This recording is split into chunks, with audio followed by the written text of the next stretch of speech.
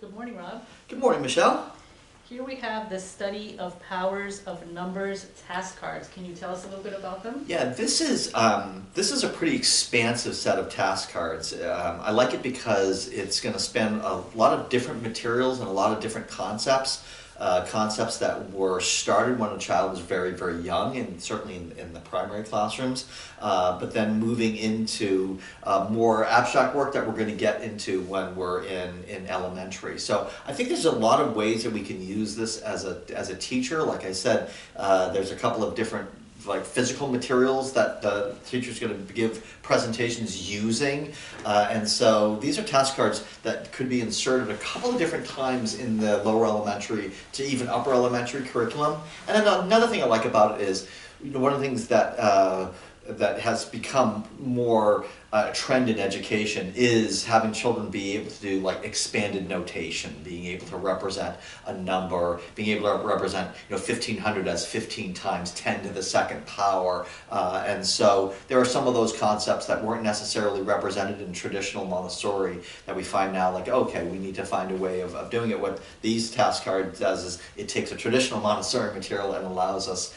to make those connections as well.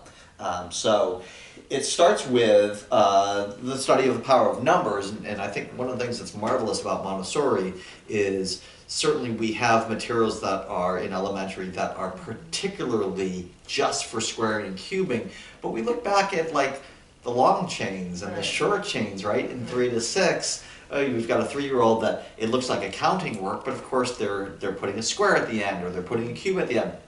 So on the one hand, we would say, well, is a 3 or 4-year-old really doing squaring and cubing? And we would say, well, certainly not. But then you'd have to say, well, in a way, they kind of are. They're seeing a relationship there. And so this, because the power of numbers is something that really starts from very young and to an older elementary child, it spans a lot of different materials. And what I like about these task cards is that they do that spanning as well. And so I think rather than necessarily having to present everything and then have all of these task cards available, there for the teacher that understands them, you're able to say okay, my child, the student was working on this, I'm going to show them this set of task cards and this and this and that. But they are a task card, right? So we know that task cards need to be able to allow the child to work independently. So these are all task cards that you're going to present the concept first with the physical material, and then the task card is going to be used as a follow-up work. One of many possibilities for the child to do in the follow-up work with the material. Especially those children that are a little bit more quantitative. There's a lot of cards here, and so you know that there are those 6 and 7-year-olds that I finished all of those, I finished all of those, and so I think there's that element to that. And of course, anytime we talk about task cards, beyond just the regular, the concept of doing it's all the language, right? Yes. The vocabulary is there, and so just the reading, it's a reading work, and yes. So do you want to do a reading work or geometry work? I want to do geometry work. Okay, well, are you actually doing? Yeah. You're actually doing reading work there as well. So like I say, it spans it. The first set here is all is talking about just the different, bringing the bead materials with the printed arrows. So this is something that very much in the wheelhouse of an elementary child, because they've done this and they've done the squaring chains when they were 3 to 6, but now we're identifying it more as well, what is the power? And then moving onward, now we're looking is it a square or isn't it a square? And so now you're asking the child to get the credit. If I put them together, would I be able to form a square? And so now it's logic. It's yes or no. And so the first couple ones are positive. Yes, I can make the 5 square. Yes, I can make the 2 square. But they're not all that way. Next, it looks at how do we form this, and one of the things that I always, as a teacher, always wanted to have the children understand, there are different ways that we can say this. And so for here, yes, we can say what is this? Well, we could say it's 4. We could also say it's 2 taken 2 times. We could also say it's 2 squared, or we could say it's 2 to the second power. So just the idea that they can be, it's fluid, right? There's different ways that we can talk about it. And then we move to the cube with the same thing. power, the different ways that we were going to say for the cube.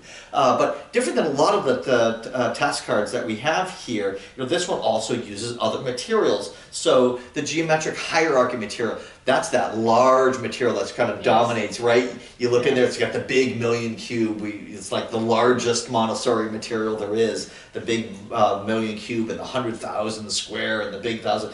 Well, this uses that material as well, but now it's talking about it in terms of powers. And so, here we have our little 100 square. Well, what is that by powers? It's 10 to the second power, 10 to the third power, 10 to the fourth, 10 to the fifth, and then that big million cube is 10 to the sixth. So this would be another thing like, okay, after we do that, we have task cards for just that hierarchical material, but here it is, also shows it that it's actually also our powers of numbers.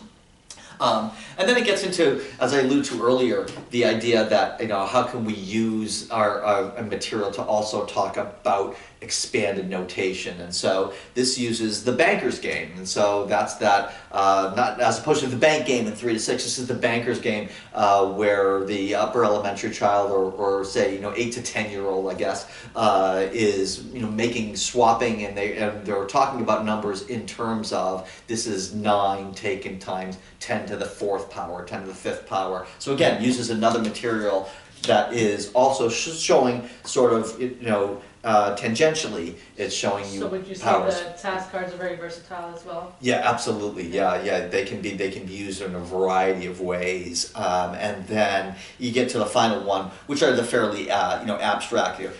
Can you expand this? How do you expand 10 to the 3rd power? What actually is that? Oh, it's 10 times 10 times 10, and the value of it is 1,000. So I think those are all very, very valuable skills for the child to see. And I think, like you said before, it's versatile. It shows that this one concept is actually present in lots of different materials.